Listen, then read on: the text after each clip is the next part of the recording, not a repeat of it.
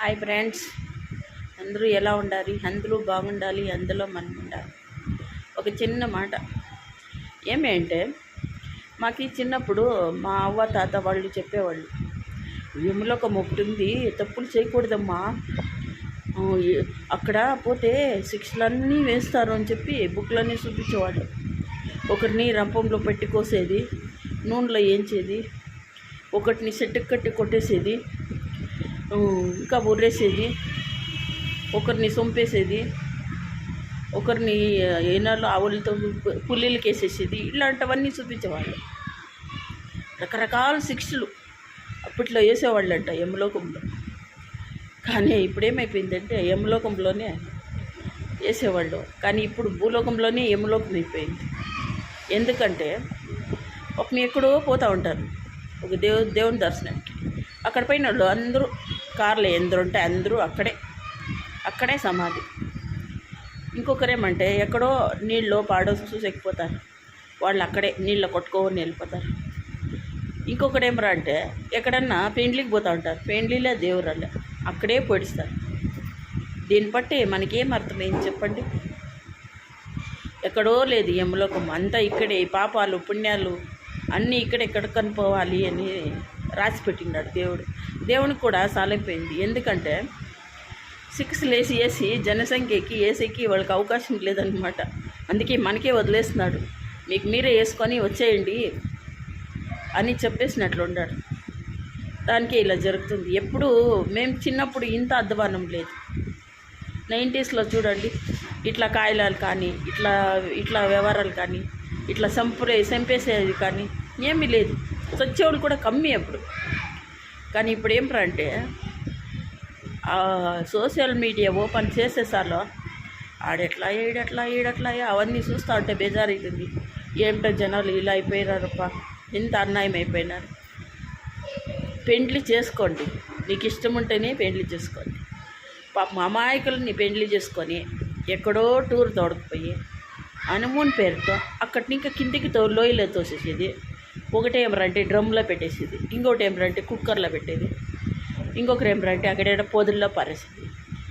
అదంతా చెత్త పనులు ఏం చేస్తారు మీరు ఆడవాళ్ళు పైన ఆడవాళ్ళు కానీ మగవాళ్ళు కానీ చెప్పేది ఉంటే, ఎప్పుడే కానీ ఇష్టం ఉంటే అందరినీ పేరెంట్స్ని అంతా ఒప్పించి పెళ్లి చేసుకుంది. లేదా వాళ్ళు ఒప్పుకోలేదా మీ అంతకు మీరు వెళ్ళిపోండి. దాన్ని వినాయించి పాపం వాళ్ళని చంపాక ఒకరినొకరు చంపుకొని ఎవరికీ లేదు. వాళ్ళకి ఎన్ని ఆశలు ఉంటాయి బతకర్లా అని చెప్పి వాళ్ళని నమ్ముకొని ఎందరుంటారు. ఈజీగా మీరు తోడకపోయి అట్లా చంపేస్తే వాళ్ళ ఫ్యామిలీ రోడ్డు మీదకి వస్తుంది. నేను ఒకసారి యోచన చేయండి ఎవరన్నా కానీ. ఇవన్నీ ఎందుకు చేస్తున్నారో ఏం ఆశ్రయించి ఎవరు చంపేస్తారు. పోలీసు వాళ్ళు వదులుతారా? వదిలేదు. అప్పుడు మీరు జైల్లో తింటారు. దాన్ని ఇంకా ఏం ప్రయోజనం చెప్పండి? ఒకసారి తప్పు చేసే మొదలు యోచన చేయండి. పెద్దోళ్ళు అందుకే ఒక మాట అనిండారు, ఎప్పుడన్నా ఒక మాట అనేక మొదలు మనం తప్పు చేసేక మొదలు యోచన చేసి చేయాలి అని చెప్పిండారు. దానికే చెప్పినారో ఏమో, ఇవన్నీ ఎప్పుడు తెలుసుకుంటారో ఏమో. దానికే చెప్పేది. ఇప్పుడు యమలోకం ఎక్కడో లేదు, ఇక్కడే భూలోకంలోనే ఉంది. ఆ దేవుడు కూడా మనకే వదిలేస్తున్నారు, మీకు మీరు వేసుకొని సావండి. ఈ శిక్షలు మాకు సాలైపోయింది. భగవంతుడు అనేవాడు ఒకడు ఉంటాడు. దానికే చెప్పేది, వాడికన్నా దిగిలిపోడండి. ఒక తల్లి తండ్రిని బాగా చూసుకోండి. ఆ తల్లి తండ్రి ఆస్తి కోసం, పెండ్లాల కోసం తల్లి గారిని ఈడ్చుకోపోయేవాడు కొందరు, వాళ్ళని దొబ్బేసేవాడు కొందరు, కాళ్ళలో తొన్నేది కొందరు. ఇవన్నీ చాలా పాపాలు కొందరు. మీకు ఇష్టం లేదు అంటే వాళ్ళని ఏదో సపరేట్గా పెట్టి వాళ్ళకి ఏదో ఒక అంతేసిడండి కావాల్సింట. ఇలాంటి పనులు చేయకండి, పాపం చాలా పాపం చుట్టుకుంటుంది. ఒక తల్లి తండ్రి ఎంత కష్టపడి చిన్నప్పుడు అడుగులేసేతాను ఇంకా ఎంత కష్టపడి మిమ్మల్ని పెంచింటారో తెలుసా? వాళ్ళు తినకుండా మీకు తినబెట్టింటారు. కూలీ నాలి చేసి వాళ్ళు తింటారో లేదో మీకు బాగా చూసుకుంటారు. ఒక అడగ తినేవాడు కూడా కానీ 4 ఇండ్లు అడుక్కొచ్చి బిడ్డలు సాకింటారు. అది మీరు మర్చిపోకండి. పెండ్లను చూసుకోండి, ఎవరు వద్దు అని లేదు. కానీ తల్లి తండ్రిని మాత్రం కేవలం చేయొద్దండి ఎవరన్నా కానీ. పదే చెప్తున్నాను. ఇప్పుడు మీరు చేస్తున్నారు, రేపు మీకే అలాగే అవుతుంది. మీ పిల్లలు కూడా అలాగే చేస్తారు. కొందరు అంటా ఉండ్రి అప్పుడు చూసుకున్నాంలే అంటారు. అప్పుడు చూసుకునేది కాదు, ఇది ఇప్పటికిప్పుడే వేసేస్తారు సిక్కులు. మీరు అనుకోండి మాగే అంతా నడిచిన దుడ్లుంటే ఏమైనా చేయించుంటారు. దుడ్లకి ఏమీ కొనుక్కోనికి అయ్యలేదు, మంచి మర్యాద కొనుక్కోనికి అయ్యలేదు దుడ్లని. ఇంకా దేవుడు అనేవాడు ఒకడు ఉంటాడు, ఎక్కడేళ్ళు అక్కడ, ఎక్కడ మట్టమేళ్ళు అక్కడ మట్టమేస్తూ ఉంటాడు.